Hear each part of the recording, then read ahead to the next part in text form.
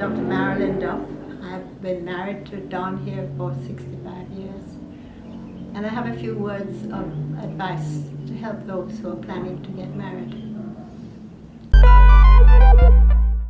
First of all, you have to have real respect for the person you're marrying, and he has to have real respect for you. My wife has done tremendous in terms of looking after the house, the animals, me, everything else. She is terrific. And we have to have a partnership. We have to agree on things. You know, you can't just marry someone you're not going to agree with. So you have to have a lot in common. She had graduated from Royal Victoria Hospital in Montreal. Her parents came up, and at the same time I met them, and the first time I met with them, and we got married. No, we got married later. Later, yes. Later is greater. Yeah. Well, I was fortunate to meet a man who was into a good job and was steady and wanted to get married. I went to school in Carabinier, Newfoundland. We went to Halifax, to Nova Scotia Tech, and later on to where else? Not Nelson, nowhere else. And then you were working for the National Research Council in Ottawa. In Montreal, in Ottawa, yes. And we had mutual friends in Montreal. I went up there to visit them, and I met Marilyn at the same time. Huh? Didn't I meet you at the same time? No, you met me at the blind date. The blind date. Were you blind or was I blind? It was a blind date. And you took me out to, where was it, some lake? I wasn't blind because I saw you, and you were terrific. You had a terrific appearance. And he had a good presence too. He was very good looking when he was young. Royal Victoria Hospital. She graduated with honours from Royal Vic. I'm trying to recall now when first I saw you. It was in Montreal. Yes, it was. But his memory is bad. I went up to visit some friends who had graduated from McGill, and I had gone to Nova Scotia Tech in Halifax. We'd gone there and we had met. What happened there, Marilyn? No, we went out to a lovely nightclub on the lake. Oh yeah. Yeah. And danced. Yeah.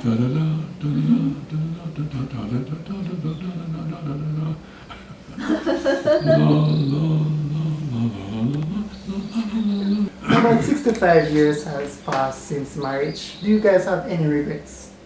How what? Any regrets? No. Any regrets? No, really. No. None. Not that we ever didn't have regrets, because we've had moments of differences and so on. But basically we've been compatible for 65 years. We built this house together 50 years ago. But growing up in Kingston was probably the best thing that ever happened to me. In those days we had no plastic, you know. Mm-hmm. There was no garbage. There's no garbage.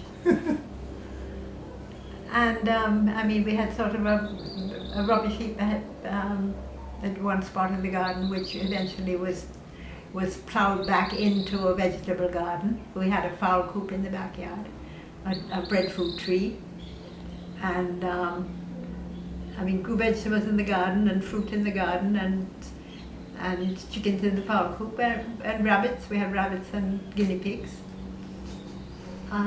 Where in Kingston did you grow up? In Halfway Tree. Halfway Tree. Just above Halfway Tree, Winchester Road, the corner of Winchester and Hope.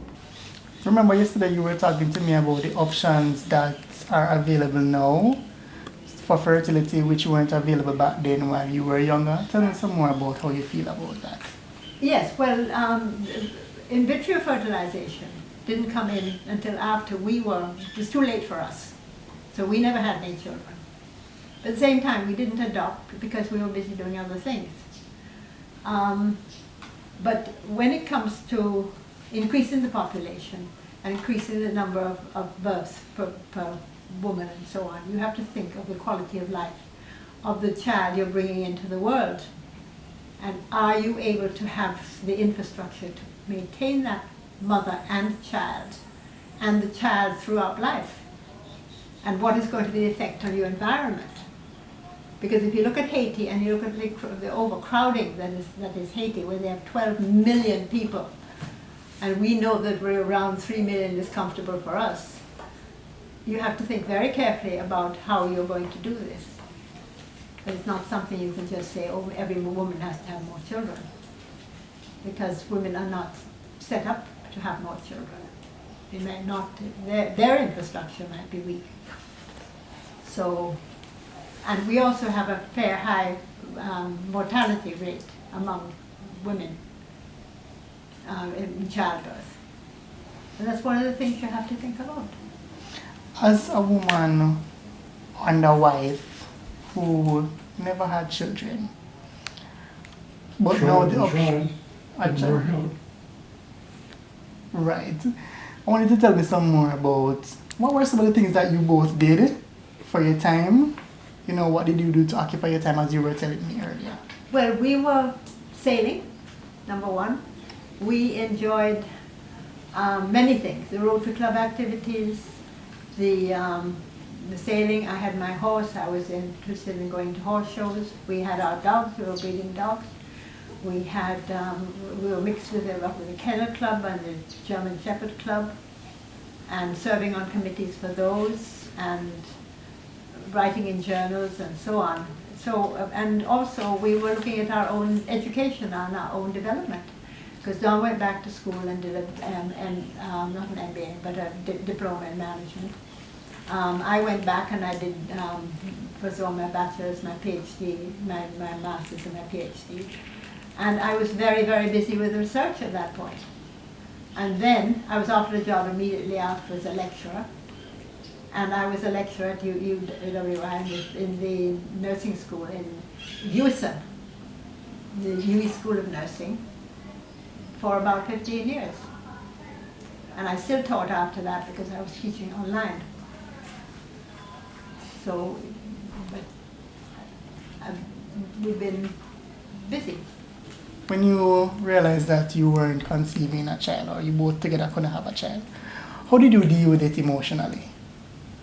It didn't bother me because I was too busy doing other things. I had the option of adopting a child because my cousin, a cousin who was abroad, came down here and left a child with my parents. And then I thought, well, she's going to come back and get the child. She didn't eventually come back and get the child. My parents had to take the child up to her, to North America, to give her the child. So that would have been an option for us to adopt that child, because she wanted to put it up for adoption originally. But we weren't in a position to do that. We were just building a house. We were financially not financially incapable of raising a child at that point and educating a child at that point. So it really we didn't really miss the fact. I wasn't going about to fret over the fact that I didn't have any children, as some women do. I was too busy doing other things and developing myself.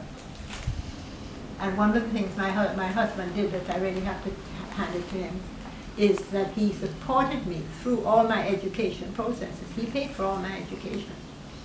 And for any postgraduate education that he did, he paid for it. So, I mean, he really supported me in my effort to improve myself and to do other things. And I have so many students now that I have, that some of which I'm friendly with, that they are my children, you know? So I really I don't really miss having children. I have 2 godchildren who I really didn't pay enough attention to. One is in England and one is in Canada. So, because you have to have a reason for having children, I think. And I really have not missed having children. You both celebrated 65 years of marriage in August. Yes. How do you feel knowing that you have lived an extent which many persons have not lived, and you were able to celebrate marriage for 65 years this year? Well, first of all, I'm very grateful to my parents for raising me as they did, and I'm very fortunate to have grown up in Jamaica when I did. Remember that the World War was going on, and we in Jamaica were safe, and my father was in the reserve and he was helping to make it safe. And very fortunate to go to St Andrew High School, very fortunate to be born in a country that speaks English. We often don't appreciate the fact that our official language of this country is English. And English is a language of scientists. It's used in the United Nations, it's used for NATO, it's used all over the world. And we are very fortunate if we have learned to read and write in English. And many of us don't appreciate that. We go back to our patois and so on, but that's fine for entertainment. But if you are out in the world, you need to be able to speak good English. And we are very grateful to St Andrew High School. Roy, our helper, looking after the horse. He's so sweet. Both of them were so sweet. That's Roy. Mm-hmm. Hanif, the horse. Oh, there's a glare in your glasses when you're talking to us. You want to take it off for a moment? You can just put it down and just talk to us. Oh, I see what you mean. Yeah. All right. So walk me back now to the day you met your husband and when you went to England from Jamaica to study nursing. No, I went. Sorry, not England, Canada. I went to Canada.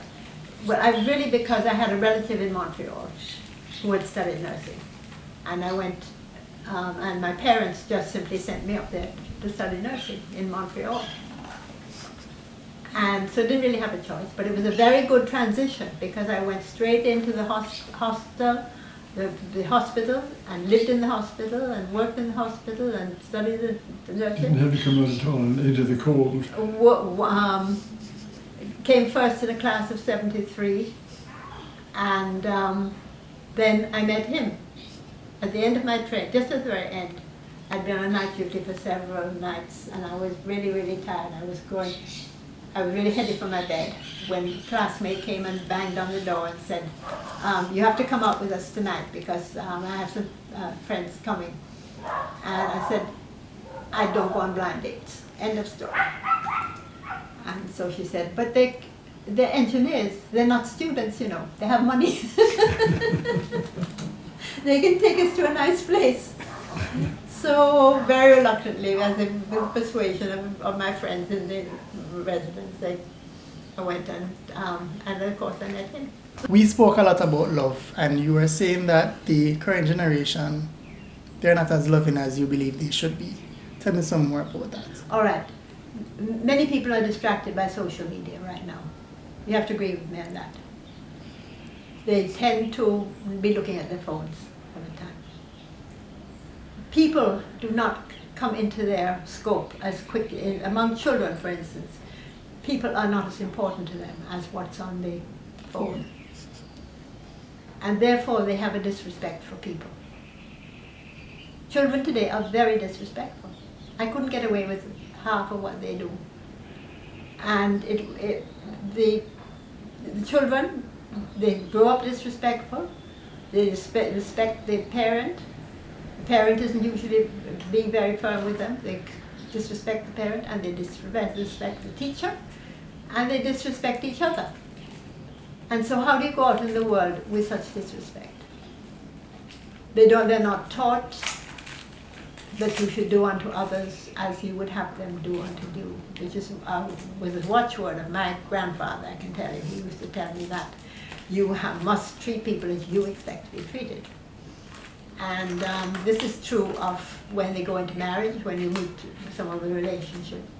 And you should know that person. You should be acquainted with him for some time before you decide that he's going to be the man for you. Some advice I have for those who are contemplating marriage: you need to know your partner very well. I dated my husband for a year before we got married. And then you have to ask yourself, does he have my best interest at heart? Does he help me when I have a problem? Can he support me Is he employed in a meaningful job? Is he clean and tidy in appearance? Is there anything I don't like about him? Does he have any bad habits? Yes. He has a lot now. Is he honest about relationships? Do I like his friends? Is he keeping bad company? True. Am I comfortable in his presence? Is his religion compatible with my religion and my religious habits? Does he go to church? Occasionally. Does he like children? Does he like any pets that I have? Because come see me and come live with me is two different things, and we have to consider that. And don't think you can change somebody because you marry him. And does he have any other girlfriends? Yes, I do. Do you like his relatives? Do they like you? Those are things that you have to consider before you consider getting married.